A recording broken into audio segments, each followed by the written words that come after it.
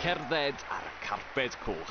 Na dim yr Oscars na'r BAFTAs sydd yma, ond gwyl ffilmiau Ceredigion.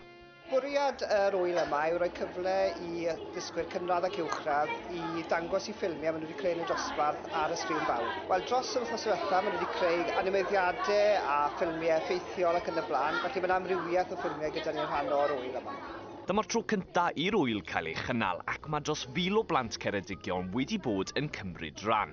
O ffilmio i actio i olygu, mae'r plant yma wedi bod yn gweithio'n galed i greu eu ffilmiau nhw. Fe'n broses hawdd a anodd. So, o bit o'n hawdd i ffilmo, o'n bit bach o rhaid i cael angl fan hyn a angl fan draw. Bach o dyfleth. Ffysynu fi bod angen 5 take jyst i ni un shot bach. So, o'n i wedi iwsio'r iPad i ffilmo bach gyda step by step a adio ni mewn i'r ffilm.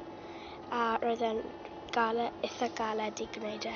Roedd y holl proses yn lot o sport a ni wedi dysgu llawer. O'n i wedi cerdded mewn ar carped coch, wedyn eistedd lawr ar y seddi a gwylio ffilmau ni a pobl eraill. O'n i'n teimlo fel bod ni'n Oscars neu rhywbeth. O, da ni red carped draw fyna, fe nhw'n gweud, dewch draw fan hyn i cael llun fyna. Diwrnod da.